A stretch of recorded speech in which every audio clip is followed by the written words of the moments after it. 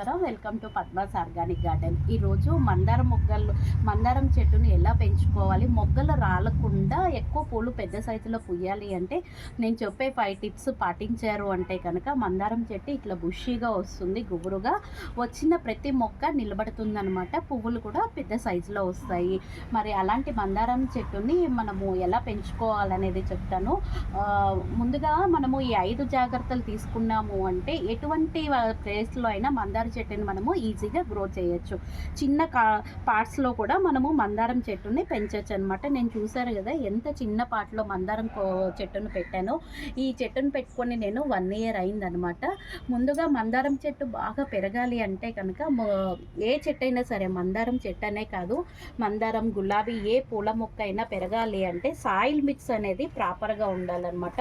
Soil mix అనేది సరిగా లేకపోతే ఏ చెట్టు కూడా బతకదు. సాయిల్ మిక్స్ మరి మందారం చెట్టుకి ఎలా కలుపుకోవాలో చెప్తాను. 60% మట్టి తీసుకోవాలి, 30% వర్మీ కంపోస్ట్ తీసుకోవాలి. వర్మీ కంపోస్ట్ లేకపోతే ఏదైనా బాగా మాగిన పశువుల ఆవు పేడ కానీ మేకల ఎరువు కానీ తీసుకోవచ్చు. మందారం చెట్టుకి ఎక్కువగా పెస్ట్ పడుతుంది కాబట్టి వేపపిండి అనేది మస్ట్ అండ్ షుడ్గా వేసుకోవాలి. కొద్దిగా ఇసుక కలపాలన్నమాట. మరి సాయిల్ మిక్స్ గురించి తెలుసుకున్నాము. రెండో టిప్ ఏమంటే మందారం చెట్టుకి సన్లైట్ అనేది ఎక్కువగా ఉండాలి. సన్లైట్ కనుక ఎక్కువగా లేకపోతే చెట్టు అనేది సరిగా బతకదనమాట. సూర్యరశ్మి అనేది ఎక్కువగా ఉంటేనే ఆకులు పచ్చగా ఉంటాయి, పూలు మొగ్గలు రాలిపోకుండా ఉంటాయి అన్నమాట. ఈ సన్లైటు మళ్ళీ పాటకి డ్రైనేజ్ సిస్టమ్ కూడా సక్రమంగా ఉండేట్టు చూసుకోవాలన్నమాట. మనం సాయిల్ పెట్టేసేసి దాంట్లో కనుక నీరు కనుక పోకపోతే కనుక మందారం చెట్టు చనిపోతుంది. ఇంకొక ట్రిప్ ఏమంటే ట్రిమ్మింగ్. మందారం చెట్టుకి ప్రాపర్ వేలో ట్రిమ్మింగ్ అనేది కంపల్సరీగా ఉండాలి. ఈ చెట్టు చూసారా ఎన్ని బ్రాంచెస్ వచ్చినాయో. ఇట్లా నేను ట్రిమ్ చేయడం వల్ల, నేను ఇక్కడ ఈ కొమ్మ కత్తిరింపు, ఇక్కడ ఒక కొమ్మ కట్ చేయడం వల్ల నాకు ఇన్ని బ్రాంచెస్ అనేవి వస్తాయన్నమాట. ఎప్పటికప్పుడు పూలు అయిపోయిన బ్రాంచెస్ని మనం ఎప్పటికప్పుడు కటింగ్ అనేది చేస్తూ ఉండాలి. ఇక్కడ ఇప్పుడు ఈ కొమ్మకి అయిపోయినాయి అనమాట పూలు అనేది. ఎప్పటికప్పుడు ఇట్లా మనము ట్రిమ్ చేస్తూ ఉండాలి. ట్రిమ్మింగ్ అనేది కంపల్సరీ. ఇట్లా ఈ బ్రాంచెస్ అన్నీ తీసేస్తూ ఉంటే ఇక్కడ నుంచి మళ్ళీ మనకి కొత్త బ్రాంచెస్ వచ్చి వాటికి మొగ్గలు అనేవి ఎక్కువగా వస్తూ ఉంటాయి అన్నమాట. చెట్టు ప్రూనింగ్ అనేది కంపల్సరీ చేస్తూనే ఉండాలి. అయిపోయిన పూలు మొగ్గలు అయిపోయిన కొమ్మల్ని ఎప్పటికప్పుడు కట్ చేస్తూ ఉండాలి.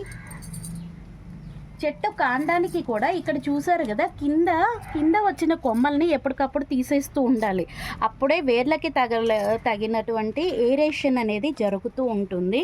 ఇట్లా కింద గుబురుగా ఉంది అంటే పెస్ట్ అనేది ఎక్కువగా ఉంటుంది. కింద వచ్చిన బ్రాంచెస్ నీట్గా ఇట్లా కట్ చేస్తూ ఉండాలి. మనం కింద కొమ్మకి వస్తాయి కదా, ఆ బ్రాంచెస్ అనేది ఎప్పటికప్పుడు మనము తీసేసుకుంటూ ఉండాలి. వీటితో పాటు మనము ఎన్ని జాగ్రత్తలు తీసుకుంటున్నా కూడా మందారం చెట్టుకు మాత్రం పెస్ట్ అనేది ఎక్కువగా పడుతూ ఉంటుంది. మరి పెస్ట్ కంట్రోల్కి ఏం చేయాలి అనేది చెప్తాను. థర్డ్ వన్ వచ్చేసి పెస్ట్ కంట్రోల్ అనమాట. మందారం మొగ్గ ఇది చూసారు కదా, ఆకుముడత. ఇట్లా కనుక ఆకుముడత వస్తూనే ఉంటుంది. మీరు ఎన్ని జాగ్రత్తలు తీసుకున్నా కూడా మందారం చెట్టుకి ఆకుముడత, తెల్లగా పిండి నల్లి అంటారు కదా, అది అనేది ఎక్కువగా పడుతూ ఉంటుంది. ఇట్లా ఎండిపోయిన ఆకులు, పండిపోయిన ఆకుల్ని మనం ఎప్పటికప్పుడు చేత్తో ఇట్లా పించేస్తూ ఉండాలి. వీటితో పాటు 15 రోజులకు ఒకసారి పుల్లటి మజ్జిగలో కొద్దిగా పసుపు, ఇంగువ వేసేసి స్ప్రే చేయాలి. ఆ స్ప్రే చేసేటప్పుడు కూడా మీరు ఈవినింగ్ పూట స్ప్రే చేయండి. మార్నింగ్ పూట వద్దు, ఈవినింగ్ పూట స్ప్రే చేయాలి. చెట్టు మొదలు కాండం నుంచి కింద నుంచి చెట్టు పై వరకు ప్రతి ఆకు తడిచే విధంగా మనం స్ప్రే చేసుకోవాలి. 15 రోజులకు ఒక్కసారి ఇట్లా పుల్లటి మజ్జిగలో పసుపు, ఇంగువ స్ప్రే చేస్తే పెస్ట్ అనేది మనకి ఆల్మోస్ట్ ఉండదు. ఒకవేళ వచ్చినా కూడా ఇట్లా చిన్నగా వస్తాయి కాబట్టి వీటిని చేత్తో మనము ఎప్పటికప్పుడు స్ప్రే తీసేస్తూ ఉండొచ్చు. అందుకని నా గార్డెన్లో మందార చెట్లకి అసలు పెస్ట్ అనేది చాలా తక్కువగా ఉంటుంది. వచ్చినా కూడా మొదట్లోనే నేను పిన్ చేస్తూ ఉంటానన్నమాట. ఈ మందార కొమ్మ, ఈ చెట్టుని చూసారు ఎంత హెల్దీగా ఉందో. చిన్న జాగ్రత్తలే మనం తీసుకుంటే మందార చెట్టుని ఈజీగా మనము గ్రో చేసుకోవచ్చు. మరి చాలామంది ఫేస్ చేసేది మందార చెట్లలో ఆకు పిందెలు వచ్చే మొగ్గలు అనేవి రాలిపోతూ ఉంటాయి అన్నమాట. ఈ మొగ్గలు రాలిపోవడానికి 2 కారణాలు ఉంటాయి. ఒకటి కాల్షియం మొక్కలో కనుక తగ్గితే కనుక మొగ్గలు అనేది రాలిపోతూ ఉంటాయి. పెస్ట్ ఉంది అంటే కనుక మీరు ఎన్ని జాగ్రత్తలు ఎన్ని పోషకాలు ఇచ్చినా కానీ మొగ్గ అనేది నిలబడదు. కాబట్టి పెస్ట్ కంట్రోల్ అయితే ఆల్మోస్ట్ మనము 15 రోజులకోసారి పుల్లటి మధ్య స్ప్రే చేసుకోవచ్చు. లేకపోతే అది కూడా లేదు అంటే బూడిదనైనా మీరు చల్లండి. బూడిద చల్లినా కూడా మంచిగా ఉంటాయి.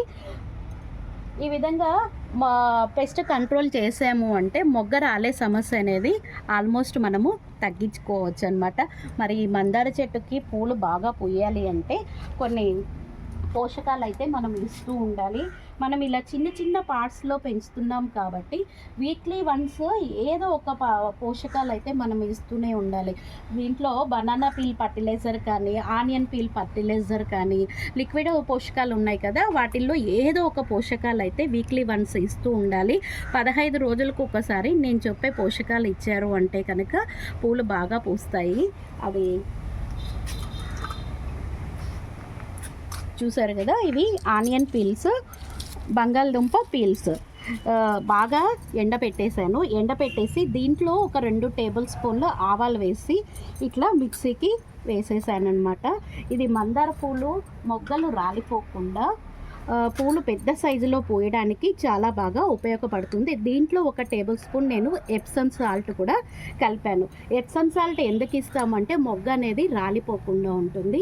ఎప్సమ్ సాల్ట్ మళ్ళీ వీక్లీ వన్స్ కూడా మనము పచ్చి పాలను స్ప్రే చేసినా కూడా చెట్టుకు కావాల్సిన కాల్షియం అనేది మనకి ఇలా ఉంటుందన్నమాట. నేను దాని గురించి ఒక వీడియో కూడా చేశాను.